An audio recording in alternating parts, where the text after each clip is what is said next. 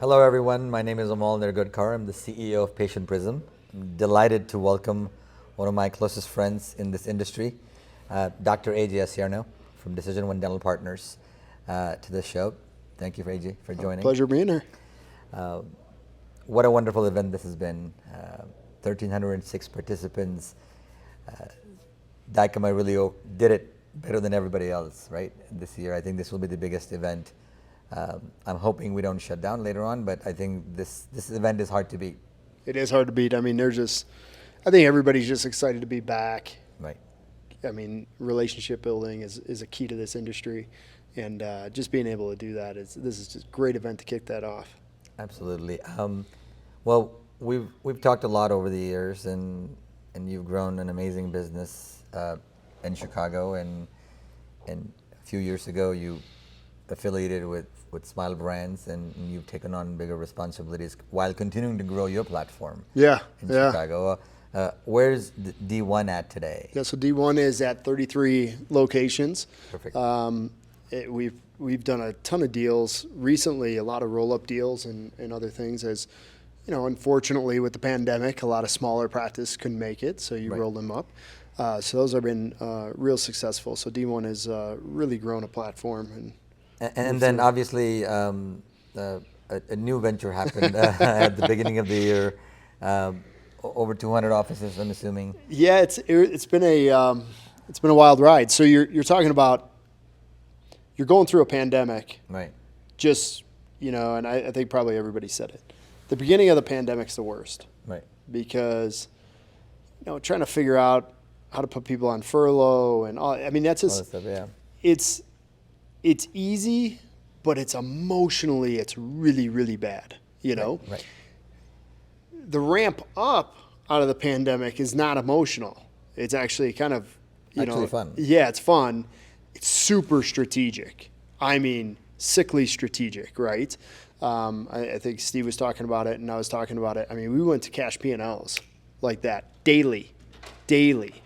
So wow. It was so immediately on the ramp up, a lot of strategic things that we had to do. So then you get out of the pandemic, and now you're just kind of like, okay, how do we make sure that we continue doing what we're doing and all that stuff? And then Steve comes to me and says, hey, what do you think about buying another dental group? I said, I think it's a great idea. And he's like, well, I'm thinking about Midwest, and holy cow, like this. It's like, boom, now you're shifting to another gear. So, yeah, I mean, the Midwest culture, the Midwest group, I've grown up with, right? Like I've known it. Right. I know the business back and forth. Jeff Moose is just an unbelievable, individual and a titan in this industry. And so, being able to be affiliated with something like that you always looked up to, right, is pretty awesome. And so we do the deal, and Steve goes, all right, so now you went from 33 practices to, overseeing over 200 and, whatever the 30 number. whatever it is. And it's fun. It's good. So now I take on the role of COO of the Midwest division of Smile Brands. Fantastic. Along with the CEO role of DecisionOne. So how do you, obviously I've loved your culture from day one. The D1 culture, the stuff that you've done on a smaller scale, the rallies, the support, the troops, and all that stuff that you've done. How do you do this at scale now? I mean, how do you take what you've built, which is some of the best culture in this industry, and now scale that in that large of an organization? Yeah, especially in an organization that,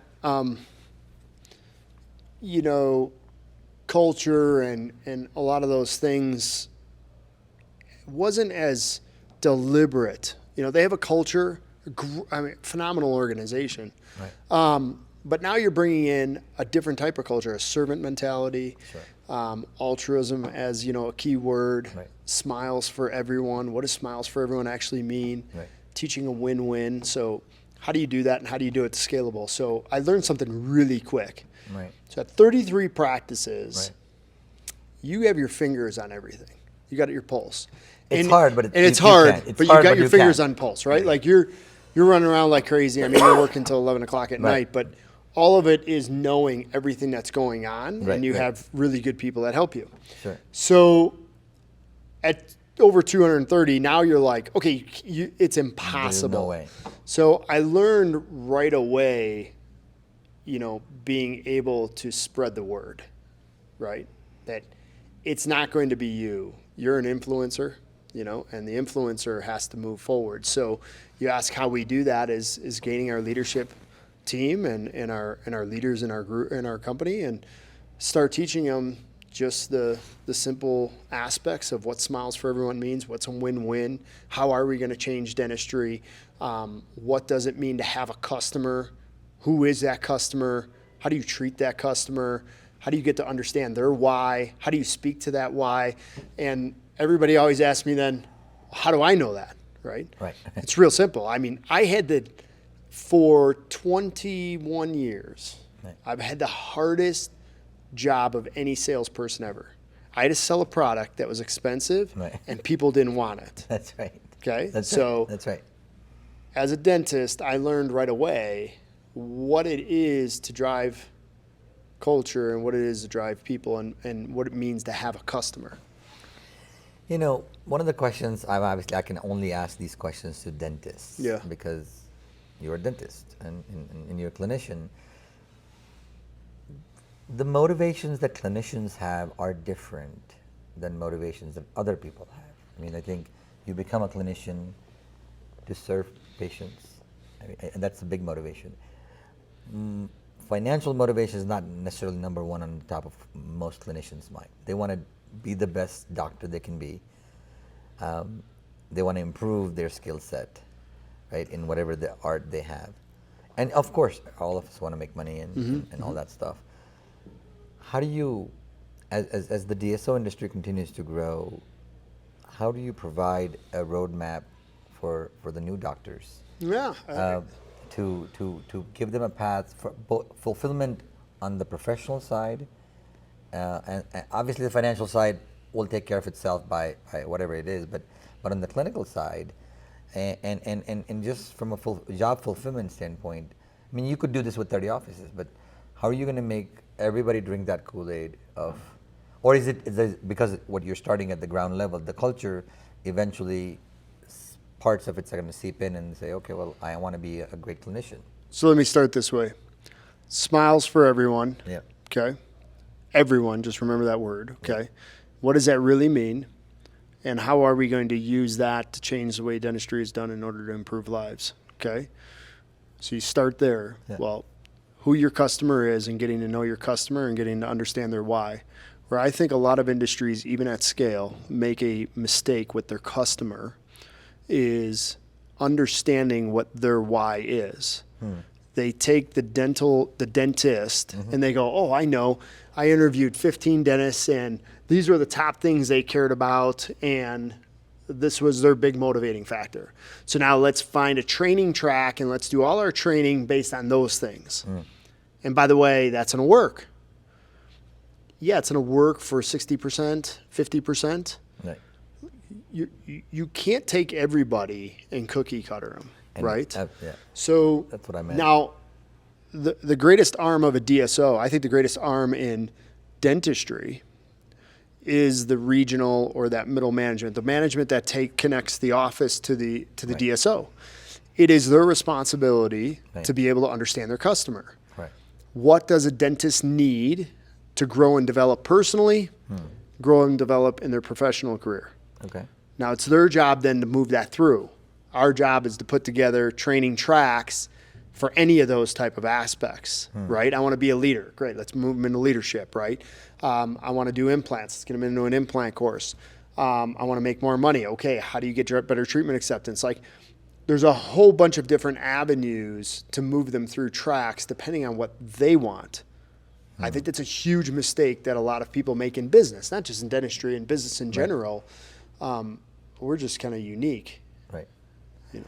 You got to go by what the doctors want or the hygienists want, right? I mean, at the end of the day, you can't tell them exactly what to do, or the drivers of success at the DSO level could be the metrics, the KPIs, the production, the whatever that you measure, production per hour or hygiene production. But that doesn't really motivate the people who are doing the production to like, oh well, no, I don't know how many do dentists wake up and saying I want this month's production to be higher. If let's take patient Prism. Yeah. Okay. You walk into a DSO and you're going to meet them. Okay. You don't do this, and so it might be natural or it's intentional. Right. You wouldn't go in and say, "This is what patient Prism does, and this is what it's going to do for you." Right. And you're going to sit down and you're going to say, "Tell me a little bit about your business. What kind of pain points are you having? What are you trying to become in the next 2 years, 3 years, 5 years?" Right. Right? So you're listening, and what you're doing is making a memory bank. Correct. You're like, "That's awesome, because I got a product for you," right? I got a product that is going to take care of your call issues and take care of new patients and do, so on and so forth. Right. So it's the same thing with any general dentist. Really? I sit down every month. Yeah. Every month, we call it an ERG, engage, retain, grow. Right. And we're talking about a success plan. What's the success plan you have, right? It's their success plan. It is their success plan. It's their success plan. It's not mine, right? They fill it out. They fill out this, it's called a map. Okay. They fill out the map and they get it. And we say, okay, cool. Our job, my job as a regional, and my job as a CEO is to take that map and make sure that we're doing our end to get that map up, okay? So then we sit down with the doctor every month after P&Ls or trends or any of that stuff, and we say, you tell me, how are we doing?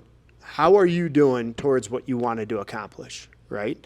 And it's not me. So dentistry isn't like this crazy, weird world. It's really all the same, right? Okay, I want to increase productivity. Great, let's look at that and let's see. Hey, I want to make more money. Okay, let's find that out. Hey, I want to see more new patients. Okay, let's do that. Like, there's always something on there, but it's a win-win. Correct. If we have a doctor in front of us that says, here's the deal. I want to make more money, but I don't want to see more patients, and I don't want you to make any more money as the DSO. Good? Okay, we're good? No, that's not a win-win. Okay. No relationship works without a win-win relationship, even in private practice, though. That's the same way. Correct, exactly. Right? You've So that's got to what we put do. in the work. That's it. That's the secret sauce. So that is the secret sauce of getting them to buy into that vision themselves. So now they have committed to their own path, and they're going to stick to it. Because change doesn't stick otherwise, right? If it's imposed by someone, people might do something for a little bit, and then eventually old habits return. But Correct. if you've committed yourself to a path, whatever that path of growth is, you're going to stick to that. It's any business. I was just actually helping one of my friends with manufacturing, right? And he's like, I want to put together this bonus plan of what they're producing and blah, blah, blah. Okay, cool. What do they want to produce? So what do you mean? I said, I don't. What do your workers want to produce? Correct. I said, you're going to put down your goal in front of them. Now it's only them working for your goal. Correct. Once you find out what they want, what they think they can accomplish, what a stretch accomplishment would be, put a bonus system around that. Now you go to them, and when they say, oh man, boss, I can't hit this goal. Okay, it's not mine. It's your goal. It's your goal. It's what you wanted. I think that's where we should be moving more towards in business at all times. How many new patients you want a month? I don't, like 30 gross practices. What do you want? Right? You got to have a minimum of 30. What do you want? I can tell you exactly what I need, but that doesn't do me any good. That's very interesting. I think that's the mindset I think could work really well, especially with clinicians, right? Maybe for other people, it might in other industries where you have somebody delivering, you have to deliver 100 pizzas and you give them a quota. That's different. But for the clinician, you can't tell them that you need to do 15 crowns a day. You can't tell them that. Again, number one, it has to depend on what the patient needs. Yeah. But if you get them believing in that, that's interesting. What have you seen the biggest drivers for growth within your organization? Office level or the organization as a whole? Office level. Office level. biggest motivators for our doctors and our team members, they don't want to work harder. They want to work smarter. Okay. That's a huge motivator. Okay. So putting in systems that create efficiency and create them to be able to see, hey, listen, your day didn't have to get slam packed with more patients in order to increase your revenue and, of course, increase your paycheck. So that helped, okay? The motivator that we see that nobody can deny. So this is the number one. Right. Make patients better. The reality is this. 44% of this nation goes to the dentist, and only 22% get better. So 22% of the 44 walk into it. So it'd be like this. I open up a restaurant. I got 100 people in there, and only 22 stayed for the main entree. Nah. You would be closed down, right? Oh, absolutely. But in dentistry, we accept that behavior. So it's the wildest thing in my mind. It's wild. Everybody's like, we need more new patients. We need more new patients. Yes, you do. You also need to get patients that you currently have into treatment. Correct. You know. But who drives that? Who drives that? Do the hygienists drive that? Teams as a whole. You gotta. Part of any good business is to track the patient experience. Correct. Right? Correct. From when they're at their house to when they come home. What's that experience like? Yeah. The hard part in a dental office is that experience is touched by so many things that can ruin the experience. Exactly. You walk in, somebody doesn't say hello to them in the waiting area, and all of a sudden now they're already not accepting treatment. You talk on the phone. Yeah, and it's bad. So when I say that, it's the whole thing. You can have A+. Knockout treatment presentation, all the photos up, everything. You knock it out of the park, right? They love you. They walk up to the front, and that financial presentation's a dud. Done. It's over. Everything before that's useless. Over. It's useless. Yeah. Right? So, and the patient is different. The patient segments their experience. It is the weirdest thing. When I first, 2001 to 2008, right? When the patient would come in, they would be like, the greeting wasn't great, but man, that office in the back, it was awesome. Or when I left, they said goodbye, and somebody hasn't said goodbye to me in ever. That's so nice. I love this place. It's segmented now. People don't forget. They almost are like self-evaluating. They're like, yeah, it was awesome. Everything was awesome, but I went to the bathroom, and the bathroom was dirty. Right? 2-star review, bathroom was dirty, everything else was fine. Read reviews, right? It's like the craziest thing. I read them sometimes, they're like, everything was great, my filling didn't hurt, doctor was terrific, but carpets were dirty, 2-star, right? Or something like that. It's human emotion, right? It favors negative over positive 99 all to the 1. time. Yeah. So we have to realize that. Right. Okay? And we're different. Like, our customer is not coming in buying on I want. Right. Correct. So you have to think of it differently. In our organization, we have a lot of people from the salon industry and the restaurant industry that we've brought in. Really? Because I want people, when we first brought in our first restaurateur into our group, Jet, Jet. Yeah. So we bring in Jet, and Jet looks at us and he's like, you guys all know, like, your customer service is what we were in the 1990s. Like, you haven't even gotten into this century yet of what you should be doing, right? Really? And it's interesting.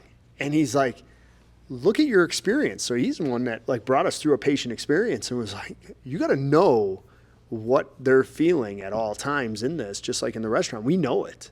We know what happens when the cocktail doesn't come on time. We know what happens when there's food.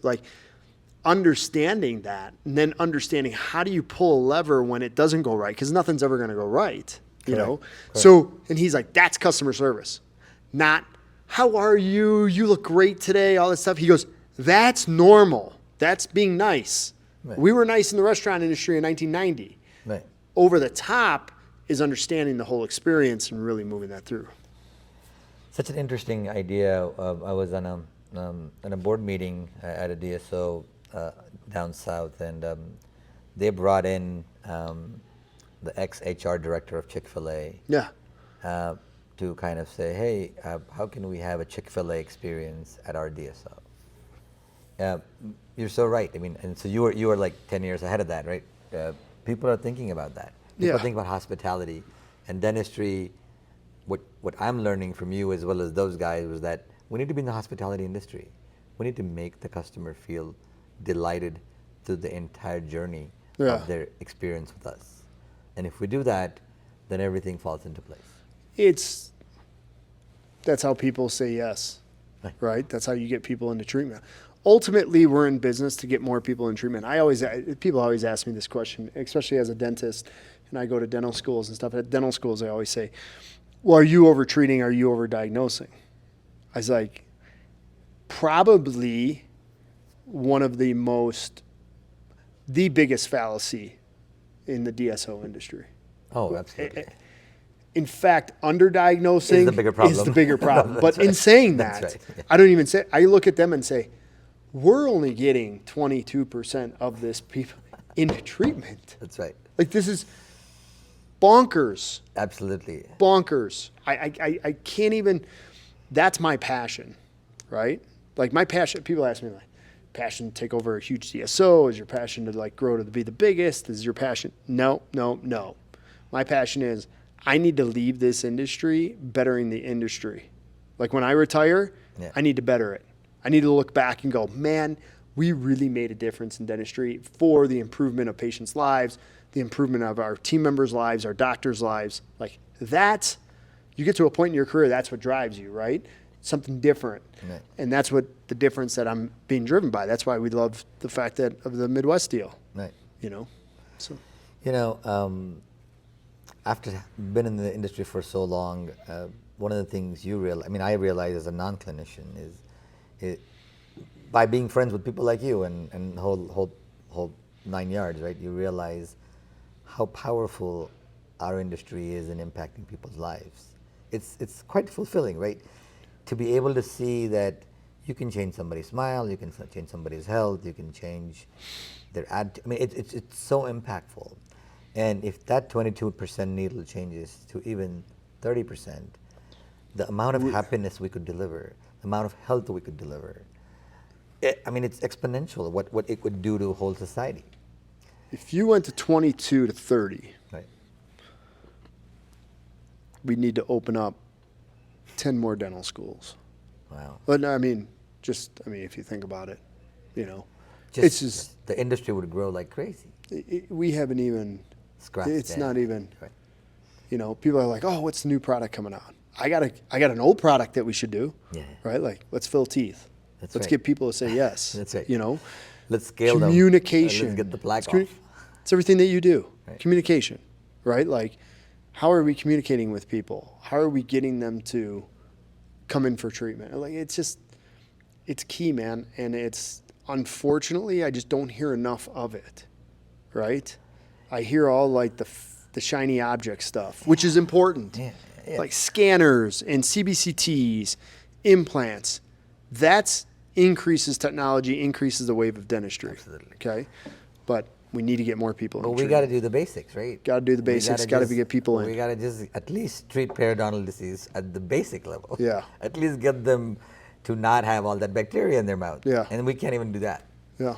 I'm excited to see the journey through your eyes over the next few years, and I look forward to it. I'm gonna, now that I've begun traveling, I wanna come see you and maybe attend one of your Midwest meetings and just to see what's going on, and I'm passionate about this industry. I'm passionate about access to care. Yeah. I really am, and we're definitely kindred spirits in that. I didn't know how passionate I was until you look at Midwest rural areas, and you just see the amount of people that just don't have the ability or the access to get in. You know, it's phenomenal. It's awesome. A lot of good could be done in this world because of it, and that's in America. It's like an hour and a half outside Chicago. That's right. You know, you're like, what the heck is going on here? It's. We have a lot of things to fix at home. Yeah. We have a lot of things to fix at home. There's a lot of people. I do like the trips abroad that dentists do, but I think we should do trips in rural Kansas. We should do trips in rural New Mexico. A lot of good could be everywhere. I mean that in a good way. Yeah. I think there's a lot of people who need help everywhere, but oral health has not been, and especially in the last year and a half. Yeah. It's been just gone down the toilet with that. But it's always amazing to talk to you. It's so thanks. nice to see Appreciate you after it. so long, and we'll continue looking at each other's journeys, and see where we get to the end of it, because I'm staying in this industry for life. All right. And I like to hear. I'm not leaving. No matter what happens with what we do here.